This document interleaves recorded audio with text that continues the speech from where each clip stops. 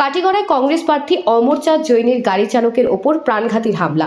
কাটিগড়ায় ঘৃণার রাজনীতি ছড়াচ্ছে বিজেপি প্রার্থী কমলাক্ষদে পুরকায়স্থ। অভিযোগ 2026 সালে বিধানসভা নির্বাচনের আগে কাটিগড়ায় প্রাক্তন কংগ্রেস বিধায়ক কমলাক্ষদে পুরকায়স্থ বিজেপি প্রার্থী হিসেবে প্রবেশ এবং প্রাক্তন কাটিগড়া বিধায়ক অমরচাঁদ জৈনের বিজেপি থেকে কংগ্রেসে দলবদলে স্থানীয় রাজনীতিতে উল্লেখযোগ্য প্রভাব ফেলেছে।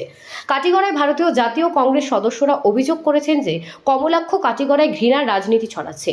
বৃহস্পতিবার একটি ঘটনায় অমরচাঁদ জৈনের চালক এক কথিত বিজেপি সমর্থকদের দ্বারা আক্রান্ত হন। বৃহস্পতিবার বিকেলে কাছাড়ের কাটিগড়ায় নির্বাচনী এলাকার কুরকুরি চা বাগান এলাকায় নির্বাচন সংক্রান্ত সহিষ্ণুতায় ঘটনা ঘটে। প্রতিবেদন অনুযায়ী কংগ্রেস প্রার্থী অমরচাঁদ জৈন প্রচারের জন্য চা বাগানে গেলে কথিত বিজেপি সমর্থকদের একটি দল তার গাড়ি ঘিরে ফেলে এবং প্রচারে বাধা দেয়। তারা দাবি করে যে ওই এলাকায় কংগ্রেসের কোনো প্রচার করতে দেওয়া হবে না। অমরচাঁদ জৈন ফিরে যাও এবং কংগ্রেস ফিরে যাও স্লোগান শোনা যায়।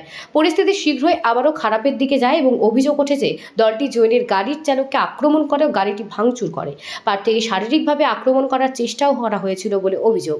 বিপদ আজ করে জৈনের নিরাপত্তা কর্মীরা হস্তক্ষেপ করেন এবং তাকে নিরাপদে ঘটনাস্থল থেকে সরিয়ে নিয়ে যান। এই ঘটনার প্রতিক্রিয়া এক কংগ্রেস নেতা বলেন, আমরা অনেক নির্বাচনে প্রতিদ্বন্দ্বিতা করেছি এবং দেখেছি, কিন্তু এই ধরনের সহিংসতা কখনো দেখিনি।